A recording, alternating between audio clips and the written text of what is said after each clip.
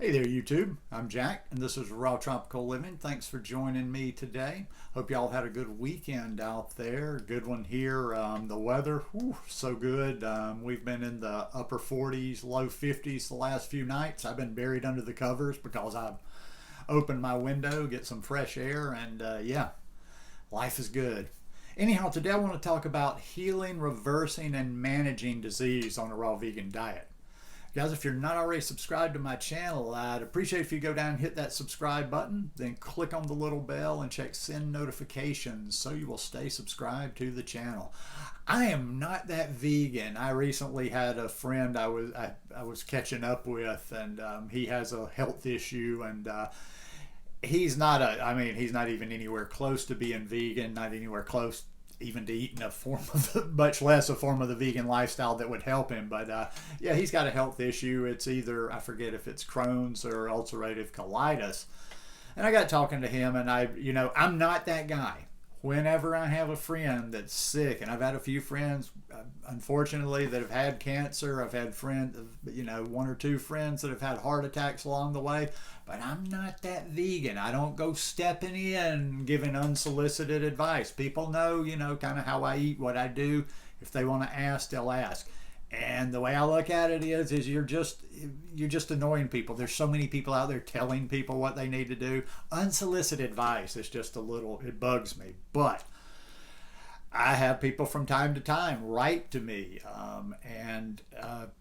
here's what I want to talk about first: healing, reversing, and managing. I wanted to make sure I didn't just say healing, because when you start saying healing disease and kind of talking in those terms, it can sound a little fantastic. It can sound a little like you're exaggerating a little bit. And I do know cases where a lot of people have healed issues here, but healing, that's just a troubling word, and I think it gives sometimes unrealistic expectations when I don't know, I don't know. I like actually managing for a lot of issues, and I like, reversing. I can go with reversing because that's the name of one of the books that I recommend a lot is Preventing and Reversing Heart Disease by Dr. Caldwell Esselstyn. But more or less like last year. Okay, here's where my thought train was going when he was talking to me, and I did give him a link to an old video of mine. If you've been watching me for a while, you might remember last summer when my friend Amanda was visiting me for a month. And we did a bunch of videos together, and she had either ulcerative colitis or Crohn's, and we had done, she had talked extensively about that. So he's been dealing with this. This is a good friend of mine. He's been dealing with this at least 15 years, and he gets bad flare-ups. And I know, at some point with that UC and the Crohn's, a lot of people end up losing their colons, if they don't sort of get it under control. So anyhow, I just sent him he was talking to me about his flare-up, and I just sent him a link to this video, and I said, just real low-key, if you should be interested, ask any questions, I'll do what I can. And I get these things from time to time, and I get questions about, there's things like diabetes, candida, ulcerative colitis, heart disease, high blood pressure, all these things. And the one thing that I always like to make crystal clear to people when they ask me about these type of things is even though I was a drunk for 30 years, I lived a very unhealthy life, I seemingly came into this lifestyle unscathed. In other words, as far as I know, I haven't had health issues so far. So my mentality has always just been preventative, trying to make my immune system as strong as possible, trying to make my body as strong as possible. So I don't go out there just so I can write a research paper for other people and do a lot of research on specific health issues that don't have anything to do with me. And one thing I would say is, as I'm going through this, I know I'm jumping around a good bit, but also too, I want to talk about experts and what kind of experts I think you should reach out to. But if you have something serious, a serious condition with your body, autoimmune disorders or another one, if you have something serious like that, you not only need to, find the right people that have the right kind of information to help you, but you also need to take that information and verify it, do a little research on your own, and understand the why. Because we're more likely to do something when we understand the why behind it. Now, to be honest with you, and no judgment, but sometimes like people just astound me that have serious health issues and they don't make the changes. Even the people that know they need to make the changes, they know the changes they need to make and they don't do them. I'm like, if I got something that's causing me major illness or major pain, I'm a baby. I can't deal with pain. I'll do whatever. If somebody told me I have to eat 8 celery sticks and 4 bananas every day for the rest of my life to avoid pain, you bet your ass I could do that. And also to another thing too, and that's why it's all, well, number one, if you have some sort of a health issue, there's book experts and people that and I do understand that there are people a lot smarter than me, if you can even think that, that yes, they're doctors like your Caldwell Esselstyn's, Dr. Greger. There's people that are really know their stuff. That yes, they can give credible advice or give credible methods, even though they don't have that particular disease or health issue themselves.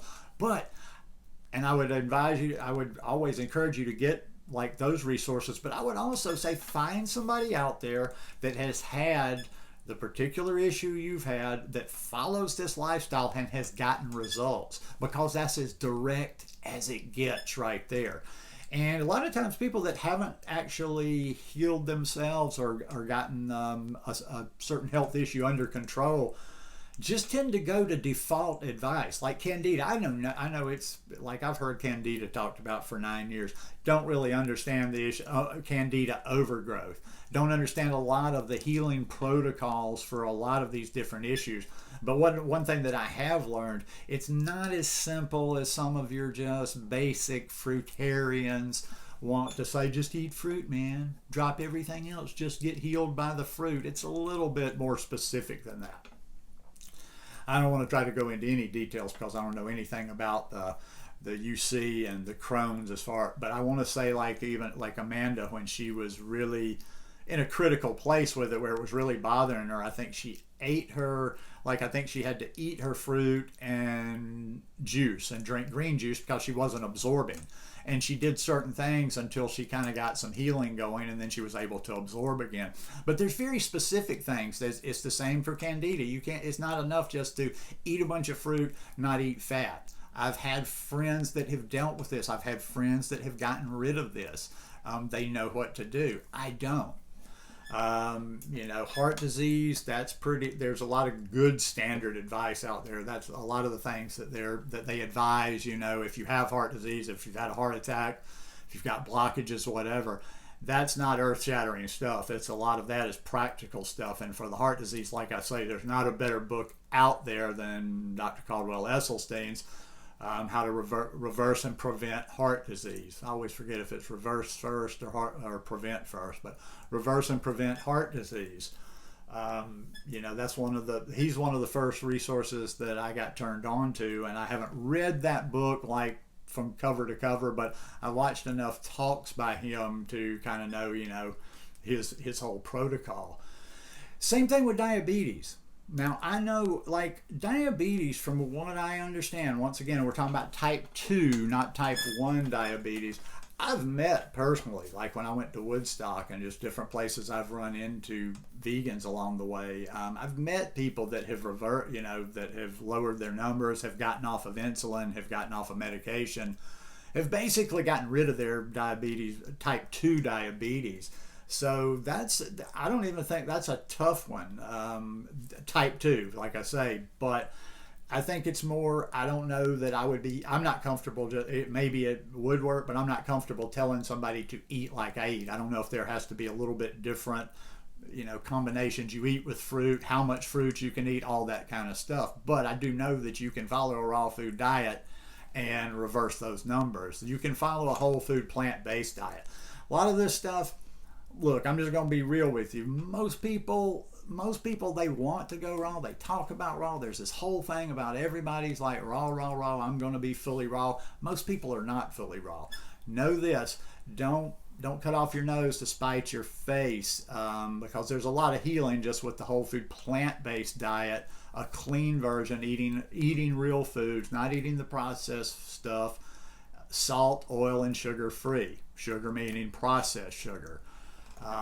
And that, that right there reverses a lot of things. But then you start adding your greens in there and your sprouts. But once again, the point being is, instead of just listening to the person that's got a cool YouTube channel or the person in your group that tends to be the leader or talks the most, find an expert, find some real facts, find some real science, and then verify that science. And then when you find the experts like the Dr. Gregors and Dr. Esselstyn and T. Colin Campbell and Dr. B of Fiber Fueled, which is about the gut health, like I say, trust their information, but go to Google, like search in stuff. Why? Like you see something you read in one of these books, why is this? Or look into it, understand what's behind that. And I'm not saying like you have to know everything about it, but the more you know about your own body, about your own process, also too, the more likely you are to, okay, well now I understand that. Now I want to put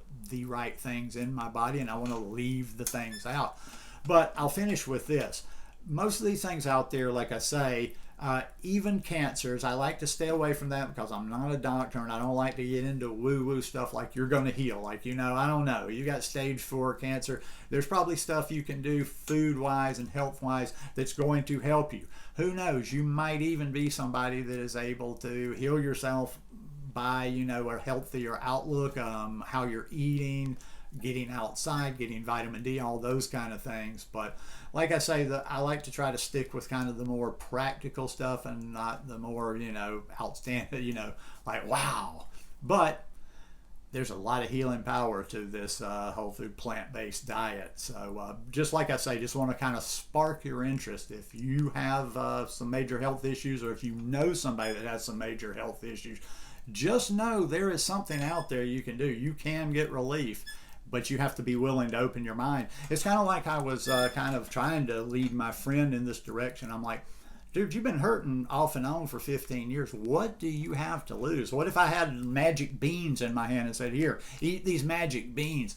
For Christ's sake, you don't have that much. You eat the magic beans, they don't work. Okay, then you can tell me, shut up. You don't know anything you're talking about. But as always, just my 2 cents worth.